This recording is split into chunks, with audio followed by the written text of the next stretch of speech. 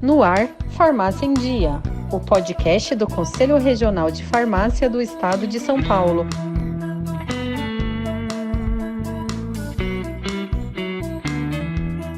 Olá, ouvintes! Estamos aqui em mais um episódio do Farmácia em Dia, o podcast do Conselho Regional de Farmácia. Hoje eu vou tratar um pouquinho sobre o Fevereiro Laranja. Eu sou Maria José Martins de Souza, sou farmacêutica e atualmente coordeno o Grupo Técnico de Saúde Pública do Conselho Regional de Farmácia. É um prazer muito grande receber hoje aqui o professor Boni Avo, que vai contar um pouquinho sobre a jornada dele depois do diagnóstico de linfoma não-Hodgkin. Tudo bem, professor? Opa, olá, tô bem, graças a Deus, né? Agora, nesse momento, eu falo cada dia, né? Então, cada dia é um dia. Hoje eu estou bem. Então, é um prazer, né? Poder compartilhar um pouco a experiência que eu tive nesse último ano aí com os colegas, né? Eu acho que vai ser bem proveitoso. Porque hoje muitos dos nossos colegas podem estar passando por uma situação semelhante, né? E qual é a inspiração que a gente pode trazer para eles, né? Mas antes de falar sobre isso, professor, vamos falar um pouquinho sobre a sua jornada, como o senhor iniciou a sua carreira, o senhor chegou da Costa do Marfim, veio fazer farmácia na USP, e iniciou sua carreira como estagiário da FURP no desenvolvimento farmacotécnico. E depois, professor, qual é a sua jornada depois do estágio? Então, na verdade, eu cheguei no Brasil dentro desse convênio, né, chamado PEC, Programa de Estudante Convênio. Aí eu passei pelo processo que você acabou de falar, graduação, pós-graduação, e eu falo assim, né, mal eu terminei o doutorado, já estava dando aula, comecei, né, com uma universidade. E quando abriu oportunidade para a Universidade Municipal de São Caetano do Sul, eu fui prestar e, na minha grande surpresa, fui selecionado para montar o curso de farmácia, que não tinha. Aí, com um foco diferente, né, de criar uma farmácia-escola para que os alunos pudessem, né, se formar já saindo, né, da faculdade com experiência. Então, isso foi um desafio tanto para mim, eu falei, né, eu nunca dirigi nada, né, então não sei se é coordenador, mas a banca deixou claro que é melhor transformar, né, um pesquisador em administrador do que transformar um administrador em pesquisador. E eu saí da coordenação em 2009 e 2013 eu voltei de novo, né, para a coordenação. O reitor, né, chamou de novo, e aí eu tive que voltar para a coordenação, mas logo depois eu fui também para a coordenação da pós-graduação em farmácia clínica. Então, eu cheguei a coordenar também o curso de farmácia clínica. E hoje, hoje eu estou só coordenando o laboratório de análises clínicas, né, que é a minha área específica, e também, como o aluno fala, né, a gente só dá aula, então eu continuo dando as aulas.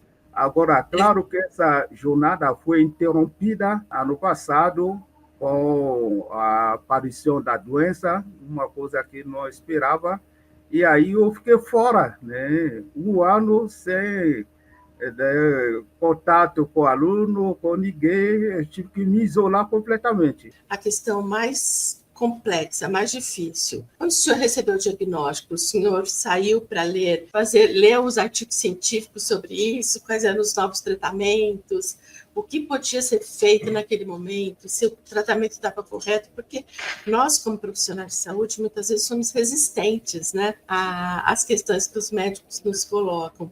Conta um pouquinho sobre essa etapa.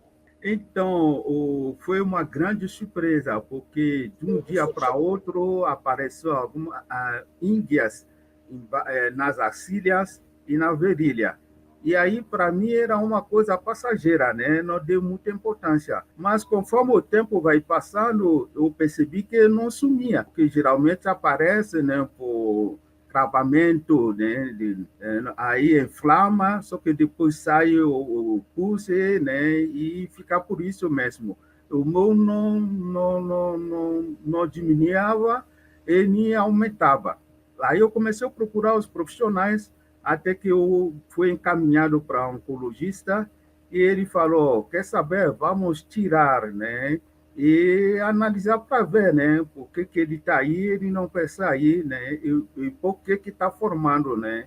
Isso. Aí a minha grande surpresa, o exame patoloanatômico, né, detectou que eu estava com linfoma, foi o primeiro exame, né, de células B. Aí o oncologista achou por bem tirar essa dúvida, né, mandando material para a Camargo, né, e a Camargo não só confirmou, mas também, né, acrescentou mais uma célula, que são as células T. Quer dizer, para piorar minha situação, não é só uma célula, são duas células. Maior dificuldade, confesso que foi o lado psicológico, a cabeça. Eu me convencer que eu estava com a doença foi um grande impacto, né? Primeiro, para mim, aliás, desde que começou o processo, né, diagnóstico, para mim acreditava que no final não iria dar nada. Mas quando confirmou por 2 vezes, aí a ficha caiu. E aí o sofrimento, meu sofrimento começou antes de iniciar o tratamento, porque eu já sabia o que estava me esperando. Agora, a minha cabeça era como superar esse período, esses efeitos colaterais, como queria me dar. Então, nossa, eu acho que foi tantas dúvidas, perguntas na minha cabeça, que alguns eu tinha até a solução, mas eu não queria aceitar. Mas aí começou a me gerar angústia, começou a me gerar estresse, começou a me gerar, eu não conseguia nem dormir, né? Porque eu sabia que, né? E por mais que o médico me deu certeza que o tratamento escolhido tinha 90% de chance, né, de cura, mas para mim tinha ainda uma porcentagem que eu poderia entrar aí, né? Então, por mais que me falaram, não, você vai passar nisso sem problema, mas a cabeça não acompanhou. Então, eu acho que a maior dificuldade foi o lado psicológico, né? Aí, claro que junto com o tratamento medicamentoso, eu tive que fazer também, né, o tratamento psicológico para acompanhar.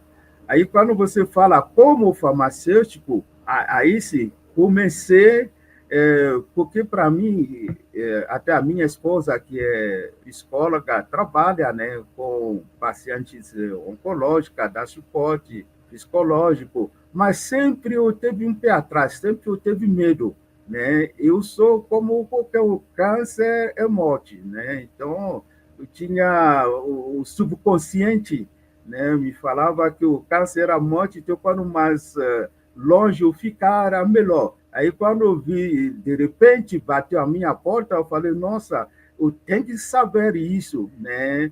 Não só passar por isso, mas eu tenho que entender um pouco isso e aquilo que iria acontecer comigo, né? E uma coisa que eu sofri é que tem o que a gente sabe, né? Mas tem o que de fato acontece no dia a dia.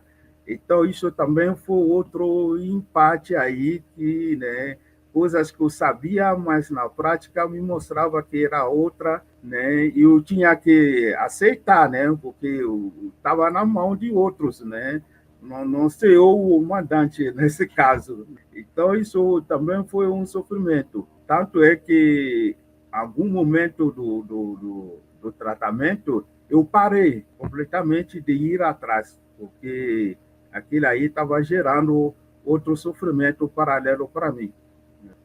Eu acho que o senhor trouxe uma questão muito importante e que nós precisamos sempre estar pensando isso quando nós estamos nas pontas dos serviços, conversando com os pacientes, com as pessoas em condições crônicas, por exemplo. Elas estão com um diagnóstico na mão e muitas vezes com medo, com temores, que vem aí do próprio contexto que a gente vive, né? Então, é uma questão muito importante para o farmacêutico ter empatia neste momento, né? A gente tem aquele é um momento muito diferente para aquela pessoa e que a gente precisa acolher, a gente precisa saber dialogar, né? Porque a linguagem é muito importante nesse momento e fazer com que ela aceite o diagnóstico e que ela venha junto com a gente nesse tratamento, né? Eu acho que isso é muito importante. E o senhor colocou bem aí, quando colocou a importância de ter uma equipe interprofissional, que no caso um psicólogo, que falou assim, não, aqui o tratamento é esse, e a gente vai junto caminhar nesse processo. E os medicamentos, professor, o senhor teve alguma dificuldade com relação à reação adversa, a um evento adverso que não foi diagnosticado? O senhor chegou a passar por essa situação? Não tinha como não passar. A quimio é muito forte. Popularmente, o meu chama de quimio vermelho, quer dizer que um dos piores que eu poderia, né, ter. Até o médico falou, você vai sofrer um pouco, mas vai resolver seu problema, né? Ele brincou. Então, você falar na equipe multiprofissional me ajudou muito. Doutora, o meu tratamento foi baseado em 3 fases, né? Então, tinha a primeira fase, que era 6 ciclos de air shop, né? Que são cada 21 dias, né? Eu iria tomar a químio, né? Acho que aos primeiros dias eu ficava bem. Quando chegava no 4º, 5º dia, aí começavam os efeitos. Aí eu pude imaginar, não vou descrever aqui, né? Mas um mal-estar, uma enjoa, uma perna inchada, muita urina, é muita coisa. Tudo isso que me deixava, né, muito preocupado, não sei o quê. Aí, quando dá a 3ª semana que eu começo a melhorar, aí eu tenho que tomar mais um, né? Então, isso aqui foi mais difícil porque foi mais longo. Agora, a segunda fase, que é do transplante da medula óssea, eu teve sorte, a minha foi autóloga, né? Então não precisei de outro, mas que, por sua vez, passa por um estímulo, né, para liberar a célula da medula óssea, e depois são 8 dias de químio, né? Então, quer dizer, aquele que eu fiz em 21, 5 meses, eu tive que fazer em 8 dias. Então, imagino, antes mesmo antes das 8 dias, nossa, o meu sistema digestório estava todo estourado, né? De cima para baixo, não tinha como. Aí eu sofri, eu confesso, eu sofri, me senti, né, um lixo. Então, e agora a última fase, porque fala, né, 3 meses pós-transplante, as vacinas. Então, foi essa fase que eu estou agora. Como matou a medula óssea, então eu tive que retomar todas as vacinas. E essa fase que eu estou agora. Por isso que eu falei para você, hoje eu estou bem, mas eu falo assim, eu tenho defesa. Minhas células de defesa voltaram ao normal, mas a minha imunidade não. Então, eu tenho células, mas não estou preparado a combater essas doenças comuns, né, sobretudo respiratórias que a gente tem por aí. Então, eu falar, está um pouco só para você ver, foram 3 etapas, né? Aí você me fala, etapa mais preocupante, mais doloroso para mim foi da internação, porque para fazer o transplante eu tive que internei por 25 dias, para você ter uma ideia, né, até a medula pegar. Então, foi uma tortura psicológica, pode dizer assim, para dizer física, né?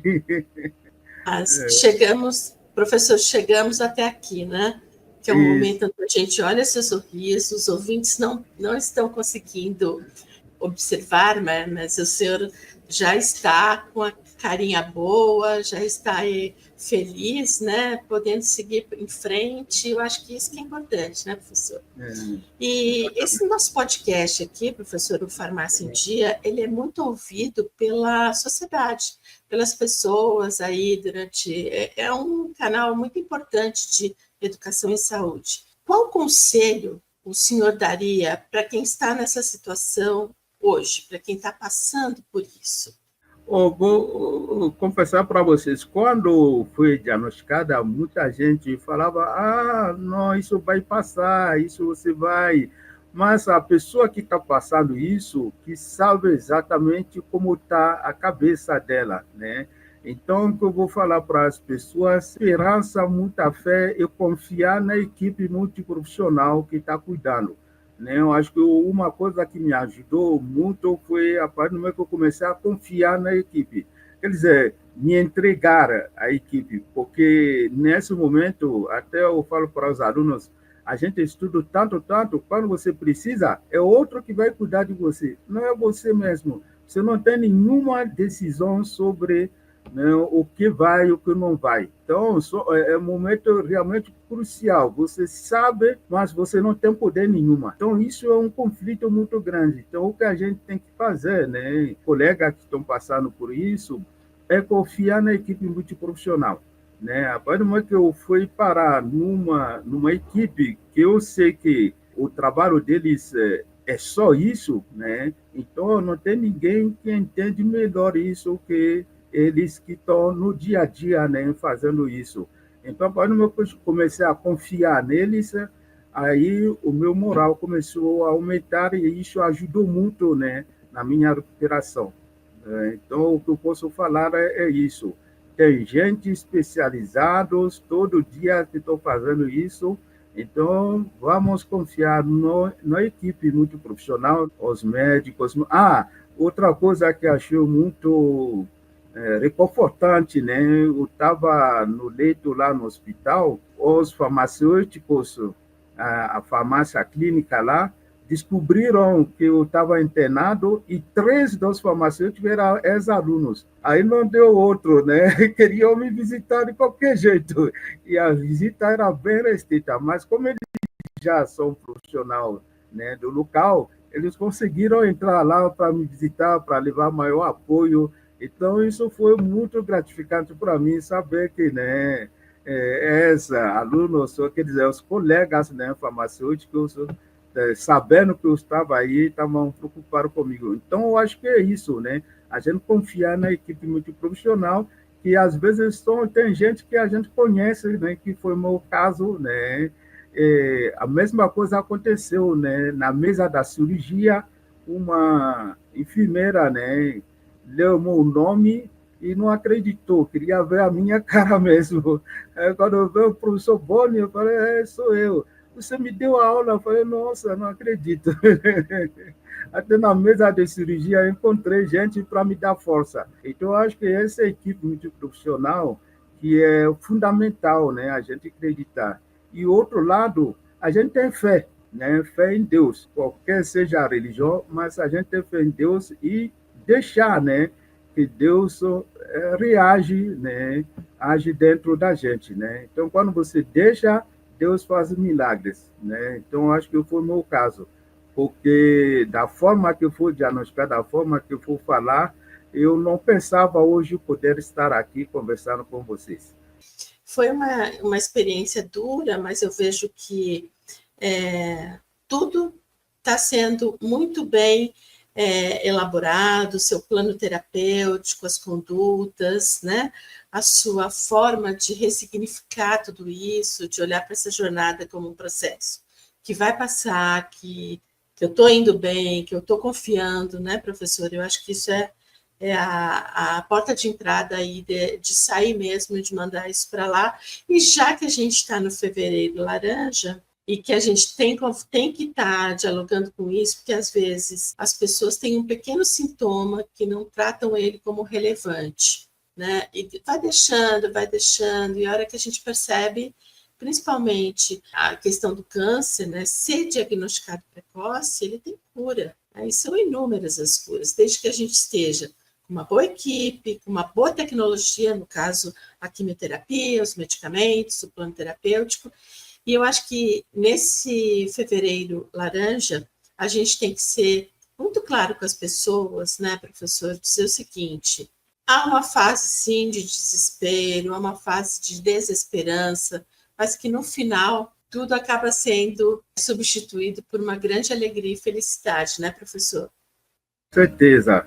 Eu acho que é isso, né? Você falou tudo a questão do diagnóstico precoce, né? Eu falei tudo, mas eu acho que o meu caso foi exatamente o fato de eu ter correndo atrás, né? Não deixar, né, passar, né? Até porque eu passei por vários profissionais, ninguém conseguia saber o que eu tinha, até que eu caí no oncologista que decidiu, né, finalmente, né, dar um diagnóstico, e isso que me salvou. Ele falou, ó, tá no início, tem como a gente dar um jeito, né? Como eu falei, ele já me deu mais de 90% de chance de cura, então isso já me tranquilizou, por mais que eu tinha medo das outras porcentagens, mas isso me deu um pouco de segurança.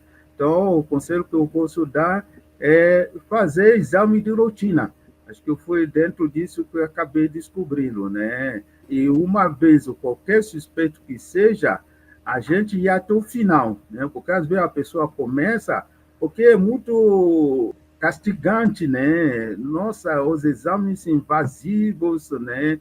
E o tempo que você perde, né? E aí é um exame para aqui, um exame para lá. Então, a tendência é a pessoa desistir, né? Se não for diagnosticado logo, mas eu acho que não. Acho que é melhor a gente persistir, ir até o final para saber exatamente, porque quando mais cedo, melhor. No início, claro, tem problema, né, para poder diagnosticar. Mas hoje em dia, como você falou, tem a sofisticação, né, do diagnóstico aí que permite, né, a gente saber com maior clareza o que está acontecendo.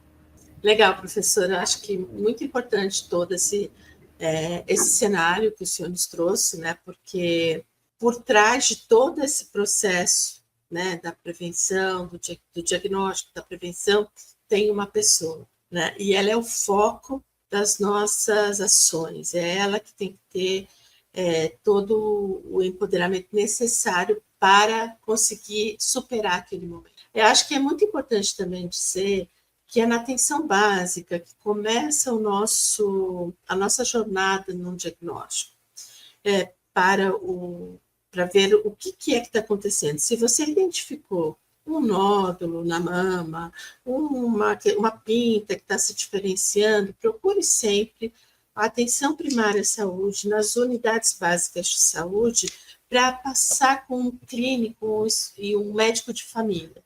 É ele que pode fazer o encaminhamento para que você consiga alcançar o especialista, os núcleos de câncer, que se chamam Centros de Atendimento de Câncer, CACONs, para que possa fazer o diagnóstico precoce, que isso realmente é o mais importante para o tratamento do câncer, para a gente vencer esse processo que é muito complexo para a vida de qualquer pessoa, né?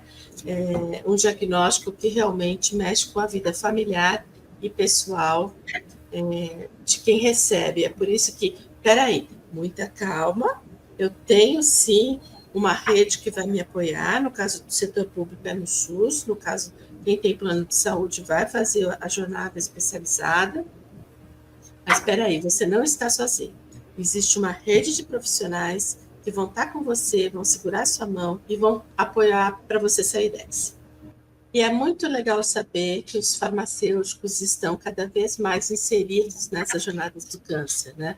Seja na farmácia oncológica, seja na produção dos quimioterápicos, né? Seja na produção do FDG, né? Dos radioisótopos, dos radiofármacos, né? Muito legal a gente saber disso e como a gente, nós farmacêuticos, estamos cada vez mais nos empoderando para que a gente passe para a alta complexidade, né? Para que a gente passe, consiga aí conhecer a política nacional do câncer, conhecer os principais agravos, porque dentro do SUS esse paciente vai voltar para a atenção primária e a gente tem que realmente ser uma rede, né, professor? Uma rede que apoie esse usuário, desde o diagnóstico, desde as questões mais complexas até a sua cura, graças a tudo que a medicina e que a tecnologia tem proporcionado, a gente está muito próximo aí de inovações muito poderosas, né, para o tratamento do câncer. Mas eu acho que é isso, professor. Muito obrigada por estar aqui conosco. Eu acho que foi uma experiência de vida muito importante, né, para quem está está nos ouvindo aí. E mais do que isso, né, trouxe uma experiência de quem é profissional de saúde, para que a gente possa trabalhar também com muitas resistências que nós temos ao longo da jornada de diagnóstico de uma doença, muitas resistências, né? E que o senhor colocou na sua fala, a questão assim, vou confiar na equipe, né? E a importância desse processo, desse passo que se dá, é um passo definitivo para a cura. Confiar na equipe, a equipe está lá, a equipe está em rede para apoiar o paciente, no sentido de que ele consiga aí todo o empoderamento para sair desse processo e retomar sua vida normalmente. Aos nossos ouvintes, que tiver alguma dúvida, entre em contato com o Conselho Regional de Farmácia. E logo mais, o próximo podcast do Farmácia em Dia. Tchau, tchau!